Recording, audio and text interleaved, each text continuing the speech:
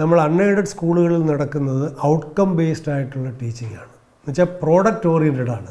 നമ്മളിവിടെ അങ്ങനെയല്ല, process oriented ആണ്.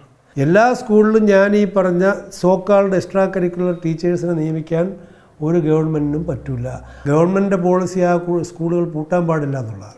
ഈ സ്കൂൾ അനുഭവം ഇല്ലാത്ത ആളുകളാണ് അവിടെ കുഴപ്പങ്ങളാണ് എന്ന് പറഞ്ഞ് വ്യാപകമായി പറഞ്ഞ് പൊതുവിദ്യാഭ്യാസ രംഗം തകർന്നിരിക്കുന്നു എന്ന് പ്രചരിപ്പിക്കാൻ ശ്രമിക്കുന്നത്. സ്കൂളിലെ ഭൗതിക സാഹചര്യങ്ങൾ ഒരു 10 കൊല്ലം മുമ്പുള്ള സ്കൂളും ഇപ്പോഴത്തെ സ്കൂളും നിങ്ങൾ കണ്ടു നോക്കില്ല.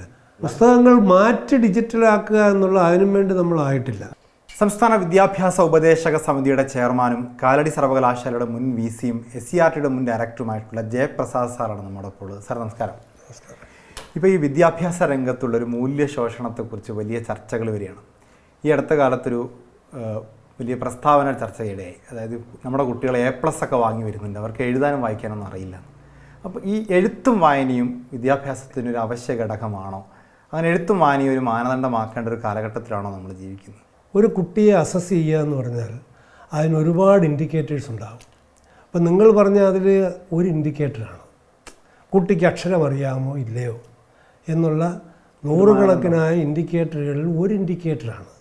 ആ ഒരു ഇൻഡിക്കേറ്റർ വെച്ചുകൊണ്ട് ഒരു കുട്ടിയുടെ മൊത്തത്തിലുള്ള ഒരു അസസ്മെൻ്റ് നടത്തുന്നത് ശരിയാവില്ല. ആ ഒരു ഇൻഡിക്കേറ്റർ ഈ കാലഘട്ടത്തിൽ കുറച്ചുകൂടി അതിൻ്റെ പ്രസക്തി കുറയുകയാണല്ലേ എന്നാണ് ചോദിക്കുന്നത്. ഞാൻ അങ്ങോട്ട് വരികയാണ്. 70കളുടെ മധ്യത്തിൽ ഞാൻ തിരുവനന്തപുരം സംസ്കൃത കോളേജിൽ പഠിക്കുമ്പോൾ യൂണിവേഴ്സിറ്റി കോളേജിലെ മലയാളം പ്രൊഫസർ തിരുനെല്ലൂർ കരുണാകരൻ സാറായിരുന്നു. അദ്ദേഹം എൻ്റെ ഗാർഡിയൻ കൂടിയായിരുന്നു. അദ്ദേഹം ഒരു അനുഭവ കഥ പറഞ്ഞു. കുട്ടികളോട് പിരിഞ്ഞു പോകുന്ന ദിവസം പറഞ്ഞ് എല്ലാവരും ഒരു ഷീറ്റ് പേപ്പർ എടുക്കുക, മലയാള അക്ഷരം തെറ്റുകൂടാതെ എഴുതാമെങ്കിൽ തൊട്ടടുത്ത സ്പെൻസർ ജംഗ്ഷനിലെ ഇന്ത്യൻ കാഫേ ഹൗസിൽ നിന്ന് എൻ്റെ വക നിങ്ങൾക്ക് കാപ്പി, അല്ലെങ്കിൽ നിങ്ങൾ എനിക്ക് വാങ്ങിത്തരണം. അവസാനം ഈ കുട്ടികൾ 9 കുട്ടികളുണ്ടായിരുന്നു. 9 പേരും മാഷിന് ചായ മേടിച്ചു കൊടുത്തു. ആ ചായ മേടിച്ചു കൊടുത്ത കുട്ടികളൊക്കെ പിന്നീട് യൂണിവേഴ്സിറ്റി പ്രൊഫസർമാരും വലിയ വലിയ ഉദ്യോഗസ്ഥ തലങ്ങളിലുമൊക്കെ മാറി. എന്ന് വിചാരിച്ച് അവർ മോശക്കാരാണെന്ന് പറയാൻ പറ്റുമോ? അപ്പോൾ ഒരു കണ്ടിന്യൂസ് ആൻഡ് കോംപ്രിഹെൻസീവ് ഇവാലുവേഷൻ ഈ കുട്ടികളെ നമ്മൾ നടത്തേണ്ടതാണ്. പക്ഷേ ഇപ്പോഴത്തെ വിദ്യാഭ്യാസ സമ്പ്രദായത്തിൽ അങ്ങനെ നടത്തണമെങ്കിൽ കുട്ടികളും അധ്യാപകരും തമ്മിലുള്ള അനുപാതം ഇന്നത്തേനേക്കാൾ കുറഞ്ഞു വരണം. ഇപ്പോൾ ഒരു 35-40 കുട്ടികളൊരു അധ്യാപകൻ 1:45 അപ്പോൾ അതൊരു 1:15, 1:20 അല്ലെങ്കിൽ 25 വരെയൊക്കെ ആയാൽ ഒരു കുട്ടിയുടെ എല്ലാ സർവ്വതല സ്പർശിയായ കുട്ടിയുടെ സർഗവാസനകളെ പരിപോഷിപ്പിക്കുവാനും കണ്ടെത്താനും അതിൻ്റെ തളർച്ചയും വളർച്ചയും ഏതെന്ന് തിരിച്ചറിയാനും അതിനനുസരിച്ച് നമുക്ക് കുട്ടിയെ സപ്പോർട്ട് ചെയ്യാൻ കഴിയും. പുതിയ കാലഘട്ടത്തിന് പക്ഷേ നമ്മളിപ്പോൾ ഡിജിറ്റൽ കാലഘട്ടത്തിലാണ്. ഇപ്പോൾ ഒരു ഫോണിൽ നമ്മൾ വോയിസ് ഇട്ട് കഴിഞ്ഞാൽ അത് അക്ഷരമായിട്ട് വരികയാണ്. അപ്പോൾ ആരും എഴുതുന്നില്ല ഇപ്പോൾ. അപ്പോൾ എഴുത്ത് താരതമ്യേന അപ്രസക്തമാകുമ്പോൾ അക്ഷരം പഠിച്ചില്ല എന്ന് പറഞ്ഞ് വിലപിക്കുന്നതിൽ അർത്ഥമുണ്ടോ എന്നുള്ളതാണ്. ഒരർത്ഥവും ഇല്ല എന്നാണ് എൻ്റെ പക്ഷം. കാരണം എന്ന് വിചാരിച്ച് അക്ഷരം പഠിക്കേണ്ടെന്നല്ല അതിൻ്റെ അർത്ഥം. നമ്മളിപ്പോൾ ഒരു ഡോക്ടറായി, ഇപ്പം നിങ്ങൾ ഡോക്ടറായാലും നിങ്ങൾ കേരളത്തിൽ അങ്ങോളം ഇങ്ങോളം നടന്നാൽ കൺസൾട്ട് ചെയ്യുന്ന ഡോക്ടർമാരുടെ ബോർഡ് നോക്കിയാൽ അതിൽ പ്രവൃത്തി സമയം എന്നുള്ളത് ഒരു 10% ഉണ്ടാവും. 90% പ്രവർത്തി സമയം എന്നാണ്. അതിൻ്റെ അർത്ഥം വേറെയാണ്. അപ്പോൾ പ്രവർത്തിയും പ്രവൃത്തിയും എന്തെന്നറിയാത്ത ഒരുപാട് ആളുകൾ നമ്മുടെ സമൂഹത്തിലുണ്ട്. അവരാരും മോശക്കാരാണ് എന്ന് നമ്മൾ പറയാൻ പറ്റും. എത്രയോ പ്രൊഫസർമാരെയും ലെക്ചറർമാരെയും അധ്യാപകരെയും എനിക്കറിയാം, അക്ഷരം ഇപ്പോഴും അറിയാത്ത ഒരുപാട് ആളുകൾ നമ്മുടെ സമൂഹത്തിലുണ്ട്. അവരാരും മോശക്കാരൊന്നുമല്ല. പഴയ കാലത്താണെങ്കിൽ നമ്മൾ അക്ഷരം പഠിക്കുന്നു, കവിത ചൊല്ലി പഠിക്കുന്നു. അങ്ങനെ അക്ഷരം പഠിച്ചു കഴിഞ്ഞാൽ പിന്നെ ഇൻഫർമേഷൻസ് കളക്ട് ചെയ്യുക. താജ്മഹൽ ഉണ്ടാക്കിയത് ആരാണ്, മുഗളൻ ഭരിച്ച ഏത് വർഷമാണ്. ഇപ്പോൾ ഈ അക്ഷരങ്ങളും ഡിജിറ്റലായി കഴിഞ്ഞു, ഇൻഫർമേഷൻസ് വിരൽത്തുമ്പിലാണ്. അപ്പോൾ ഈ അക്ഷരങ്ങളും ഇൻഫർമേഷൻസുമല്ല സ്കില്ലിലേക്ക് മാറണം എന്നുള്ളതാണ് പുതിയ ഒരു സങ്കല്പം എന്ന് പറയുന്നത്. അല്ല, അത് സ്കില്ലിലേക്ക് മാറുക എന്ന് പറയുമ്പോൾ നമ്മളിപ്പോൾ കുട്ടികളുടെ വ്യത്യസ്തങ്ങളായ വൈഭവങ്ങളെ കണ്ടെത്തുകയാണല്ലോ നമ്മൾ ചെയ്യുക. അതാണ് ഇതിപ്പോൾ പണ്ട് ടീച്ചർ ഓറിയൻറ്റഡ് ആയിരുന്നു, ഇപ്പോൾ തിരിച്ചാണ്. ഇപ്പം സ്റ്റുഡൻ്റ് ഓറിയൻറ്റഡാണ്. വിദ്യാർത്ഥി കേന്ദ്രീകൃത വിദ്യാഭ്യാസമാണ്. മനസ്സിലായില്ലേ? അപ്പോൾ അധ്യാപകൻ പഠിപ്പിക്കുക എന്നല്ല, വിദ്യാർത്ഥിക്ക് പഠിക്കാനുള്ള സാഹചര്യങ്ങൾ സൃഷ്ടിച്ചു കൊടുക്കുക. അധ്യാപകൻ ഒരു ഫെസിലിറ്റേറ്ററായിട്ട് നിന്നുകൊണ്ട് കുട്ടിക്ക് വേണ്ടുന്ന സപ്പോർട്ട് കൊടുക്കുന്ന ഒരു സിസ്റ്റമാണ് ഇന്നത്തെ കാലം. ആ സിസ്റ്റത്തിലേക്ക് നമ്മൾ മാറിയോ? ആ സിസ്റ്റത്തിലേക്ക് മാറിയോ എന്ന് ചോദിച്ചാൽ ഏറ്റക്കുറച്ചിലുകൾ ഉണ്ടാവാം. പക്ഷെ അങ്ങനെ മാറാൻ വേണ്ടി നമ്മളെ സിസ്റ്റം മാറിയോ എന്നുള്ളത് ഒരൊറ്റ ഉദാഹരണം ചോദിക്കാം. നമ്മുടെ ക്ലാസ് റൂമുകൾ ഇപ്പോഴും ഈ പിന്നെ സാറ് പറഞ്ഞത് വിദ്യാർത്ഥി കേന്ദ്രീകൃതമായി പഠനം മാറുന്നു. പക്ഷേ ഇപ്പോഴും നമ്മളെ കുട്ടികൾ ബെഞ്ചും ഡെസ്ക് ഇട്ടിരുന്ന അധ്യാപകനെ നോക്കിയാണ് പഠിക്കുന്നു. ആ സിസ്റ്റം ഒരു ഭൗതിക സാഹചര്യത്തിലെങ്കിലും മാറ്റം വരേണ്ടത് ശരി അല്ല, അത് ആപേക്ഷികമാണ്. കാരണം എല്ലാ സ്കൂളുകളിലും അങ്ങനെയല്ല പഠിപ്പിക്കുന്നത്. നിങ്ങളിപ്പോൾ പറഞ്ഞത് അധ്യാപകനെ നോക്കി പഠിപ്പിക്കുന്ന രീതി എല്ലാ സ്കൂളുകളിലും ഇല്ല. ചില സെലക്റ്റഡ് സ്കൂളുകൾ, ഞാൻ ഒരുപാട് സ്കൂളിൽ പോയിട്ടുണ്ട്, അവിടെ പഠിപ്പിക്കുന്ന വേറെ ഗ്രൂപ്പായിട്ടിരുന്ന് പഠിപ്പിക്കുന്നുണ്ട്. അതിന് ഒരു ബേസിക് ആയിട്ട് ഇപ്പോൾ 4 ചെയർ ഇട്ട് പഠിപ്പിക്കാൻ ഈ ബെഞ്ചും ഡെസ്കും പോലും മാറേണ്ട കാലം അല്ല. അതിൽ നമ്മൾ വർഷങ്ങളായിട്ട് തുടർന്നു വരുന്ന ഒരു രീതിശാസ്ത്രമുണ്ട്. ഇപ്പോൾ ഒരു കരിക്കുലത്തിൻ്റെ അടിസ്ഥാനത്തിൽ പുസ്തകം തയ്യാറാക്കുന്നു. ഓരോ വ്യത്യസ്ത വിഷയങ്ങൾക്ക് അധ്യാപകരുണ്ട്. അവർക്ക് ഇത്ര അവേഴ്സ് കൊണ്ട് ഈ പാഠഭാഗങ്ങൾ പഠിപ്പിച്ച് തന്നിരിക്കുന്നത്. പലപ്പോഴും നമ്മൾ അൺഎയ്ഡഡ് സ്കൂളുകളിൽ നടക്കുന്നത് ഔട്ട്കം ബേസ്ഡ് ആയിട്ടുള്ള ടീച്ചിങ് ആണ്. എന്നുവെച്ചാൽ പ്രോഡക്റ്റ് ഓറിയൻറ്റഡ് ആണ്. നമ്മളിവിടെ അങ്ങനെയല്ല, പ്രോസസ് ഓറിയൻറ്റഡ് ആണ്.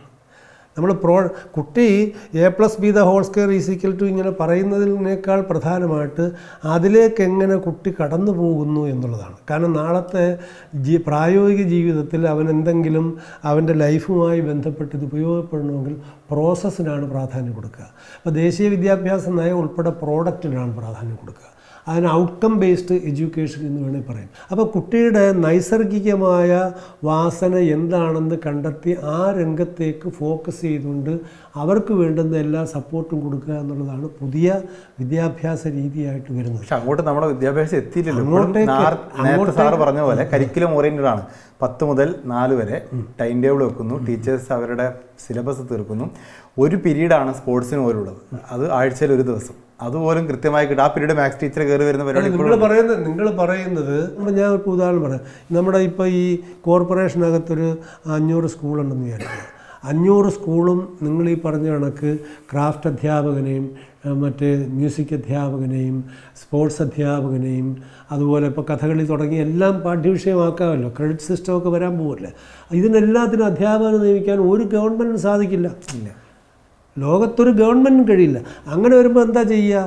അങ്ങനെ വരുമ്പം ഇന്ന് നിലവിലുള്ള നേരത്തെ നമ്മൾ പറഞ്ഞ 10 മുതൽ 4 വരെയുള്ള കൺസെപ്റ്റ് അങ്ങനെ തുടരണമോ എന്നുള്ളത് ആലോചിക്കണം. നിങ്ങളിപ്പോൾ കേരളത്തിൽ തന്നെ കേന്ദ്രീയ വിദ്യാലയം പോലുള്ള സ്ഥാപനങ്ങളൊക്കെ എടുത്താൽ ഉച്ചവരല്ലേ സ്കൂളുള്ളൂ. പക്ഷേ നമ്മുടെ സർക്കാർ സ്കൂളുകളിലും പൊതുവിദ്യാലയങ്ങളിലും ഈ പഠന ബോധന സമയത്തെ മാറ്റുന്നതിനെക്കുറിച്ച് ചിന്തിക്കുമ്പോൾ തന്നെ നിങ്ങളെപ്പോലുള്ള ആളുകൾ ഉൾപ്പെടെ ബഹളം നിൽക്കും. ഇല്ലേ? പാടില്ല. അതെന്താ? വർഷങ്ങളായി നമ്മൾ തുടർന്നു വരുന്ന ഒരു രീതിശാസ്ത്രം മാറ്റാൻ പൊതുവേ ആരും ഇഷ്ടപ്പെടുന്നില്ല. ഒരു ടെസ്റ്റ് ഡോസ് എന്നുള്ള നിലയിൽ ഏതെങ്കിലും ഒരു സ്കൂള് നമ്മളതൊന്ന് മാറ്റി നോക്കുക. ഞാനിപ്പോൾ ഈ പറഞ്ഞ സ്കൂൾ ക്ലസ്റ്റർ എന്നുള്ള കൺസെപ്റ്റ് തന്നെ എടുക്കുക. ഇപ്പോൾ വേണമെങ്കിൽ നമ്മൾ മെഡിക്കൽ കോളേജ് സ്കൂളോ കാരപ്പറമ്പ് സ്കൂളോ നടക്കാവ് സ്കൂളോ ഒരു ക്ലസ്റ്റർ സ്കൂളിൻ്റെ കേന്ദ്രം ആക്കി എടുത്തിട്ട് അതിന് ചുറ്റുമുള്ള സ്കൂളുകൾക്ക് ഈ സ്കൂളിൽ കിട്ടുന്ന എല്ലാ പഠന ബോധന സംവിധാനങ്ങളും അവർക്കും കൂടെ കൊടുക്കണമെങ്കിൽ എന്ത് വേണം? എല്ലായിടത്തും ഈ ക്ലാസ് നടക്കുകയല്ലേ 10 to 4. അതിലൊരു മാറ്റം വരുത്തണം. അതിൽ മാറ്റം വരുത്തുമ്പോൾ എന്ത് വേണ്ടി വരും? നിലവിലുള്ള ഈ 10 to 4 എന്നുള്ള കൺസെപ്റ്റിൽ നമ്മൾ മാറ്റം വരുത്തുന്നതിനെക്കുറിച്ച് ആലോചിക്കണം. അങ്ങനെ ആലോചിക്കുമ്പോൾ എപ്പം തൊട്ട് എപ്പം വരെ ആകാം. അതിന് സർക്കാരിന് ഉത്തരവിറക്കേണ്ട കാര്യമില്ല. നമ്മൾ PTA തുടങ്ങിയ സംവിധാനങ്ങളുണ്ട്. തദ്ദേശ സ്വയംഭരണ സ്ഥാപനങ്ങളാണല്ലോ ഇപ്പോൾ സ്കൂളിൻ്റെ നിലവിൽ അങ്ങനെ അവർക്ക് തീരുമാനിക്കാൻ പറ്റും. അവർക്ക് തീരുമാനിക്കുന്നതിനൊരു തടസ്സമില്ല. PTA ഉൾപ്പെടെയുള്ള ആളുകൾ തീരുമാനിച്ചാൽ മതി. അത് സർക്കാരിനെ അറിയിക്കണം എന്ന് മാത്രമേ ഉള്ളൂ. സർക്കാരിനെ സംബന്ധിച്ചിടത്തോളം അതിന് ഏർപ്പുണ്ടാകേണ്ട കാര്യമില്ല. അപ്പോൾ അങ്ങനെ വരുമ്പോൾ ഞാൻ പറഞ്ഞു വരുന്നത് എന്താണെന്ന് ചോദിച്ചാൽ, എല്ലാ സ്കൂളിലും ഞാൻ ഈ പറഞ്ഞ സോക്കാൾഡ് എക്സ്ട്രാ കരിക്കുലർ ടീച്ചേഴ്സിനെ നിയമിക്കാൻ ഒരു ഗവൺമെൻറ്റിനും പറ്റില്ല. അങ്ങനെ വരുമ്പോൾ എന്ത് ചെയ്യും? നമ്മുടെ ഈ ക്ലസ്റ്ററിനകത്ത് എല്ലാ ടീച്ചേഴ്സിനെയും കൊടുക്കുക എന്നുള്ളൊരു തീരുമാനം സർക്കാർ എടുക്കണം. ക്ലസ്റ്ററിൽ മ്യൂസിക് ടീച്ചർ ഉണ്ടാവണം, ക്ലസ്റ്ററിൽ ക്രാഫ്റ്റ് ടീച്ചർ ഉണ്ടാവണം, ക്ലസ്റ്ററിൽ ഫിസിക്കൽ എഡ്യൂക്കേഷൻ ടീച്ചർ ഉണ്ടാവണം. അങ്ങനെ വരുമ്പോൾ എല്ലാ സ്കൂളിലും എല്ലാ സ്കൂളിലും മാറിപ്പോണ്ട. നിങ്ങളിപ്പോൾ ഒരു 30-40% സ്കൂളുകളെന്ന് പറഞ്ഞാൽ സഫിഷ്യൻറ്റ് കുട്ടികളില്ലാത്ത സ്കൂളുകളും ഉണ്ടല്ലോ. ഗവൺമെൻറ്റിൻ്റെ പോളിസി ആ സ്കൂളുകൾ പൂട്ടാൻ പാടില്ല എന്നുള്ളതാണ്. UDFൻ്റെ കാലത്ത് അങ്ങനെയല്ല, LDF പറഞ്ഞാൽ പൂട്ടാൻ പാടില്ല എന്നാണ്. അപ്പോൾ അത്തരം സ്കൂളുകളെ നമുക്ക് അവിടുത്തെ PTA തയ്യാറാണെങ്കിൽ ആ കുട്ടികളെ വേണമെങ്കിൽ നിയർ ബൈ സ്കൂളിലേക്ക് ഷിഫ്റ്റ് ചെയ്തിട്ട് അവിടെ നമ്മൾ ഡാൻസ് ടീച്ചർ അവിടെ വന്നാൽ മതിയല്ലോ, കുട്ടികൾ അവിടെ വന്നാൽ മതിയല്ലോ. കേരളത്തിലെ എല്ലാ സ്കൂളുകളും ഇപ്പോൾ എന്താ വാഹനങ്ങളുണ്ട്, ഡ്രൈവർമാരും വാഹനങ്ങളും. അപ്പോൾ അങ്ങനെ വരുമ്പോൾ എന്ത് ചെയ്യാം? ഈ ഏതെങ്കിലും ഈ ക്ലസ്റ്ററിനകത്ത് വരുന്ന ഏതെങ്കിലും സ്കൂളുകൾ ആ സ്കൂളുകളുടെ ഭൗതിക സംവിധാനത്തെ പരിശോധിച്ചിട്ട് അവിടെ ഈ ഏത് എക്സ്ട്രാ കരിക്കുലറിന് ഫോക്കസ് കൊടുക്കണം. സ്പോർട്സിനാണോ, നീന്തൽ പഠിപ്പിക്കാനാണോ, ഇനി കഥകളി പഠിപ്പിക്കാനാണോ, അങ്ങനെയുള്ള വ്യത്യസ്തങ്ങളായ കായിക രൂപങ്ങളെയൊക്കെ തന്നെ കണ്ടെത്തി അതിന് ഏതെങ്കിലും പ്രത്യേക സ്ഥലം എന്ന് പറഞ്ഞാൽ സ്കൂള് ഫിക്സ് ചെയ്ത് കഴിഞ്ഞു ഉച്ചയ്ക്ക് ശേഷം ഈ ടീച്ചേഴ്സ് അങ്ങനെ പോയാൽ മതി. ഇപ്പം നമ്മളിപ്പോൾ ഇവിടെ അക്ഷരം അറിയാൻ വയ്യ, സ്കൂളുകളൊക്കെ തകർന്നിരിക്കുന്നു എന്നൊക്കെ പറഞ്ഞ് വളരെ വലിയ വലിയ മഹാരഥന്മാർ പറയുന്ന അവരൊന്നും സ്കൂൾ അനുഭവമുള്ളവരായിട്ട് എനിക്ക് തോന്നിയിട്ടില്ല. സ്കൂൾ അനുഭവമുള്ളവർ ഇങ്ങനെ പറയില്ല. സ്കൂൾ അനുഭവം പഠിക്കുന്ന 10ാം ക്ലാസ് വരെ സ്കൂൾ അനുഭവം ഉണ്ടാവും. അതിനുശേഷം കൊല്ലങ്ങൾ 10 ദശാബ്ദങ്ങൾ കഴിഞ്ഞു ഈ സ്കൂൾ അനുഭവം ഇല്ലാത്ത ആളുകളാണ് അവിടെ കുഴപ്പങ്ങളാണ് എന്ന് പറഞ്ഞ് വ്യാപകമായി പറഞ്ഞ് പൊതുവിദ്യാഭ്യാസ രംഗം തകർന്നിരിക്കുന്നു എന്ന് പ്രചരിപ്പിക്കാൻ ശ്രമിക്കുന്നത്. അത് ആർക്കാ ഗുണം ചെയ്യുക? ഞാൻ നേരത്തെ പറഞ്ഞ കാരണം അപ്പുറത്തുനിന്ന് കഴിഞ്ഞ 7 വർഷമായിട്ട് 9 ലക്ഷത്തിൽ ചില്ലുവാനും കുട്ടികൾ ഇപ്പുറത്ത് വന്നു. അത് ആരും നിർബന്ധിച്ചു കൊണ്ടുവന്നൊന്നുമല്ല. മാതൃകാപരമായ ഒരു ക്ലാസ് റൂം എന്ന് പറഞ്ഞാൽ ഇപ്പോഴത്തെ കാലത്ത് സാറ് പറഞ്ഞ പോലെ ഒരു കണ്ടിന്യൂസ് ഇവാലുവേഷനൊക്കെ നടക്കണമെങ്കിൽ ഒരു 1:25 അല്ല 1:25 എന്ന അനുപാതത്തിലേക്കെങ്കിലും ഇത് എത്തണം എന്നുള്ളതാണ്. അല്ല, അതിലേക്ക് വരുത്തുക എന്നുള്ളതാണ് സർക്കാരിൻ്റെ ഒരു മനസ്സിലിരിപ്പ്. പക്ഷേ അങ്ങനെ വരിക എന്ന് പറയുമ്പോൾ ഇപ്പോൾ 1:40 ഇപ്പം നിലവിലുള്ളതെങ്കിൽ അത് 1:20 ആകുമ്പോൾ ഡബിൾ അധ്യാപകം വേണ്ടേ? നമ്മളിപ്പോൾ എല്ലാ വിദ്യാഭ്യാസ കാര്യത്തിലൊക്കെ ഏറ്റവും പൈനിയറായിട്ട് നിൽക്കുന്നൊരു സംസ്ഥാനമാണ്. എല്ലാ കാര്യങ്ങൾക്കും മാതൃകയാണ്. ഈ പുസ്തകമില്ലാത്ത സ്കൂളുകൾ അതൊരു പുതിയ സങ്കല്പമാണ്. കുട്ടികൾക്ക് ശരിക്കും പറഞ്ഞാൽ ലാപ്ടോപ്പോ അല്ലെങ്കിൽ ടാബോ ഒക്കെ മതി.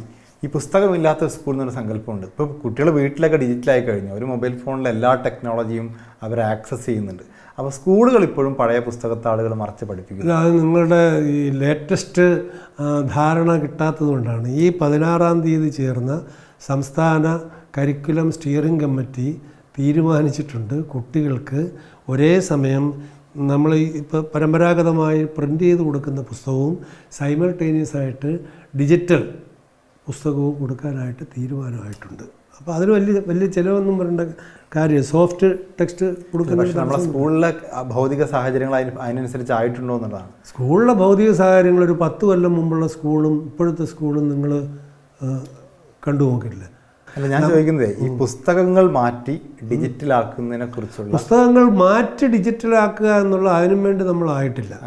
അപ്പോൾ നിയുക്ത ചെയർമാൻ എന്ന രീതിയിൽ ഒരുപാട് കാര്യങ്ങൾ അങ്ങനെ ചെയ്യാൻ സാധിക്കട്ടെ. Thank you.